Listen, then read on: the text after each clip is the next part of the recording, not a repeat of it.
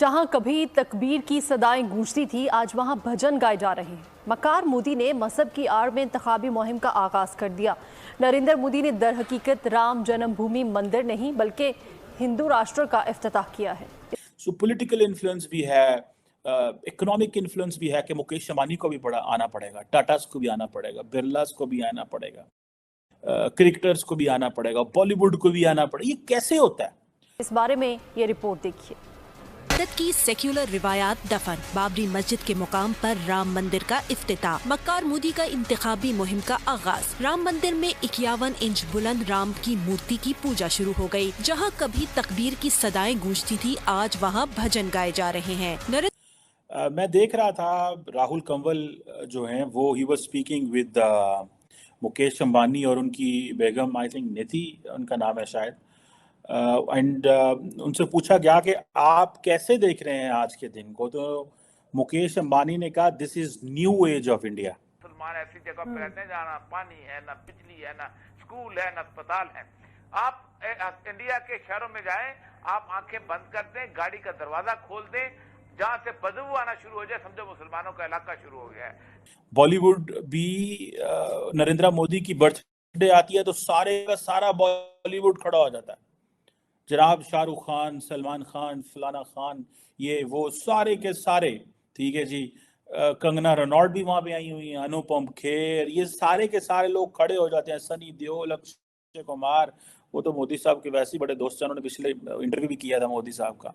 आगे बढ़ते हैं, आपको बताते हैं वजीर मजहबी अमूर अनीक अहमद ने कहा है कि बाबरी मस्जिद के मलबे पर मंदिर बनाने की जितनी मजम्मत की जाए वो कम है। मजहबी जनूनियत हिंदुस्तान की रियासती पॉलिसी है। एक बयान में उनका कहना था कि गुजरात के कसाई का वजीर आजम बनना हिंदुस्तान की जमहूरियत के दावे का पोल खोल देता है। जहां हमारे दिल दुखी हैं वहां ये बात भी अहम है कि आज का हिंदुस्तान इस बात का सबूत है कि जिन्ना दुरुस्त और नेहरू गलत थे। मोदी हमारे खित्ते का नेतन्याहू है। अनीक अहमद ने कहा कि हिंदुत्व दौर हाजिर की नाजी सोच की हामिल है, आलमी बिरादरी इसका सख्त नोटिस ले। तो आपको पता चलेगा तमाम सेगमेंट्स ऑफ द सोसाइटी वहां पे पहुंचे हुए हैं। वहां पे क्रिकेटर भी पहुंचे हुए हैं, सचिन तेंदुलकर भी वहां पे थे, वहां पे मोदी साहब की पार्टी के लोग भी थे, वहां पे बॉलीवुड के लोग भी थे।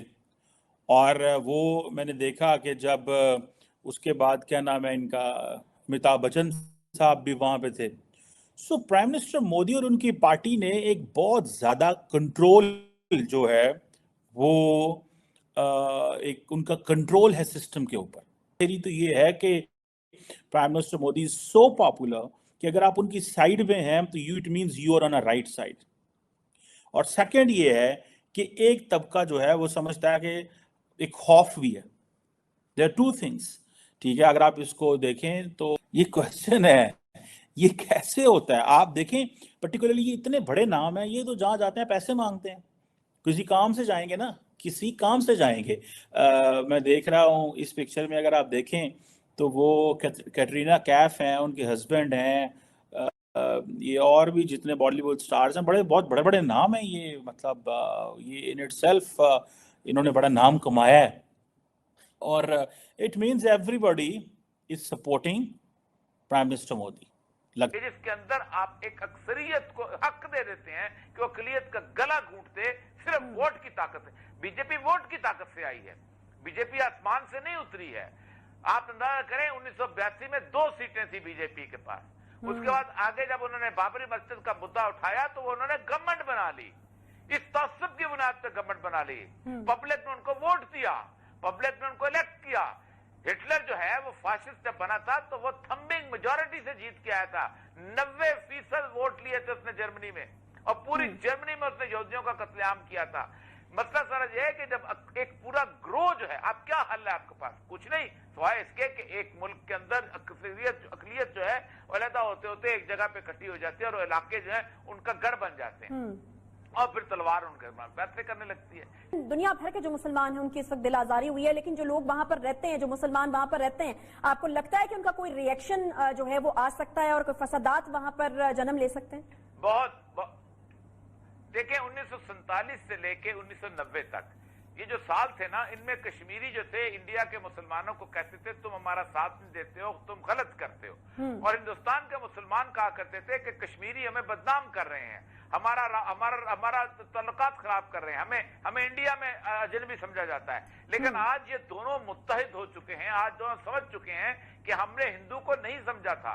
आज आप अंदाजा करें कि मुसलमान जो है अपने गंदे गलीज इलाकों से निकल नहीं पाता, वो हिंदुओं की आबादी में नहीं जाता। आप दिल्ली में जामा मस्जिद के सामने का इलाका देख लें, आप वो इतना टूटा फूटा इलाका है कि वहां अच्छा खासा अमीर आदमी का गरीब आदमी भी रहना पसंद नहीं करता, लेकिन वो निकलते नहीं है अपने शहर। उनको पता है कि जब वो हिंदुओं के इलाके में रहेंगे ना उनकी बेटियों की इज्जत महफूज रहेगी, ना उनकी जाती इज्जत महफूज रहेगी। वो अगर कोई गोश्त का टुकड़ा भी हाथ में पकड़े होंगे तो उसको बीफ कह के उनको मारा जाएगा, और इस बुरी तरह मारा जाएगा कि इसके सामने। आप सोच सकते हैं कि बेचारे गरीब लोग हैं, यानी आप सोचें कि तीन लोग हैं पूरे के पूरे FBI के अंदर, और बॉर्डर सिक्योरिटी फोर्सेस में एक मुसलमान नहीं है। नौकरियां उनको नहीं मिलती, कोई कबाब बेचारा लगा रहा होता है, कोई सब्जी बेच रहा होता है, कोई साइकिल रिक्शा चला रहा होता है, उससे भी उनको सौदा सर्व देने से मना कर दिया गया था कोरोना के जमाने में। ये दीदी ने, बहन ने मुझसे पूछा पाकिस्तान की कि आप मुगलों को मिटा रहे हो, मैं हैरान हो गया। ये क्वेश्चन वहां से आ रहा था, उस पाकिस्तान से आ रहा था जिस पाकिस्तान ने अपनी आइडेंटिटी मिटा दी। क्या पाकिस्तान दीपावली मनाई जाती है? लाहौर शहर जब तक रहेगा तब तक भगवान राम का नाम जिंदा रहेगा, क्योंकि वो उनके बेटे के नाम पे वो शहर है। तक्षशिला से आपने तक्षशिला को आइडेंटिटी बनाकर आपने तक्षशिला को अपना कैपिटल बनाया, आपने तो इस्लामाबाद को अपना कैपिटल बनाया। पाकिस्तानी जब ये पूछते हैं ना तो बड़ी पीड़ा होती है कि आप मुगलों को जी भूल रहे हो। अरे तुमने तो सबको भुला दिया भाई, अपनी भाषा भुला दी, अपना कल्चर भुला दिया, अपने भुला दिए, और तुम दूसरों से पूछोगे तुम मुगलों को बुला रहे हो। कौन है मुगल? औरतों को बेचने वाले हैं मुगल। अब बात करते हैं प्रेजेंट टाइम में, क्यों पूरे भारत में लोग या फिर पूरे भारत के बड़े बड़े सेलिब्रिटी मंदिर पर मौजूद थे। देखिए, अब जो हमारे हिंदू सोसाइटी है या फिर कम्युनिटी है, वो पिछले 8-10 साल के कंपेयर में बहुत ज़्यादा जाग चुका है। उनको पता चल चुका है कि सेकुलरिज्म के नाम पर कैसे उनके साथ धोखा किया गया, और एक तरीके से आप कह सकते हो हमारे ही देश में 80% लोगों को एक तरीके से बांटा गया और बेवकूफ़ बनाकर रखा गया, ताकि बाकी जो लोग हैं वो हमारे ऊपर शासन कर सके या फिर हमें लूट सके। अब तो ऐसा होने वाला नहीं है, क्योंकि अब पूरे देश के लोग जाग चुके हैं। अगर हम नहीं जागेंगे, आप देख सकते हो कश्मीर में कश्मीर पंडितों के साथ क्या हुआ, ये तो रिसेंट हिस्ट्री है, और पिछले 100, 200, 400, 500, 600 साल जाओगे तो आपको ऐसे और कई सारे हिस्ट्री बन जाएगा, मिल जाएगा कि हमारे साथ कैसे हमें टुकड़े में बांटकर हमें लुटा गया, या फिर हम टुकड़े में बंटने से हमें आगे जाकर नुकसान हुआ। तो अब सही टाइम है ये सारे चीज़ों को भूलकर हम एकजुट आए और हमारे देश को आगे ले जाने में एक तरीके से हम सब साथ दें। नहीं तो अगर हम टुकड़े में बंटे रहेंगे, जाति के नाम पर हो, भाषा के नाम पर हो, या फिर एरिया के नाम पर हो, तो आने वाले टाइम में हमें मुश्किल होगा, और हमारे जो दुश्मन है वो इस चीज़ का फायदा उठाएगा। लेकिन आज खुशी की बात यह है कि आज राम मंदिर के नाम पर, या फिर एक तरीके से कह सकते हो हिंदू एकता के नाम पर, बड़े बड़े सेलिब्रिटी से लेकर इंडस्ट्रियलिस्ट से लेकर कलाकार आप ले लो, हर एक फील्ड में जो लोग मशहूर है वो एक पेज पर थे। और ये हमारे दुश्मन के साथ साथ पूरे भारत में एक हमारे दुश्मनों के खिलाफ दुश्मनों को तो एक तरीके से आप कह सकते हो जलन वाला मैसेज गया है, लेकिन पूरे भारत में ये एक तरीके से कह सकते हो अच्छा संकेत गया है। और ये तो जस्ट मैंने कहा कि शुरुआत है, या फिर आप सब जानते हो शुरुआत है। आगे आने वाले टाइम में और ऐसे कई सारे मोमेंट आएगा जिसको लेकर हमारे जो दुश्मन है और खासकर पाकिस्तान है वहां पर जलन बनने वाला है। काशी मथुरा तो जैसे नारा है कि राम मंदिर तो झांकी है, काशी मथुरा बाकी है।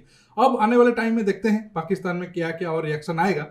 हालांकि पाकिस्तान अब खुद अपने अंदरूनी पॉलिटिक्स के कारण फंसा हुआ है, इसलिए अब वो भारत के खिलाफ ज़्यादा बोलते नहीं है, या फिर उनको मौका ही नहीं मिल रहा है, क्योंकि इमरान खान के नाम पर जो उनको झटका लगा है उस चीज़ से वो अब तक उबर नहीं पाए। लेकिन अगर इस बात को लेकर अगर उनके मीडिया में कुछ और डिस्कशन होता है तो मैं आप सबके लिए वो वीडियो भी लाऊंगा। दोस्तों आज के टॉपिक में बस इतना ही। आप सबसे रिक्वेस्ट है ये वीडियो को ज़्यादा से ज़्यादा लाइक शेयर करना बिल्कुल मत भूलिएगा, और ये वीडियो को लाइक शेयर करने के साथ साथ आप मेरे चैनल को भी सब्सक्राइब करिए, और सब्सक्राइब बटन के पास जो बेल आइकन है उसे प्रेस करना बिल्कुल मत भूलिए। दोस्तों रुकता हूँ, बहुत जल्द और एक न्यू टॉपिक के साथ मिलूंगा। नमस्कार, जय हिंद।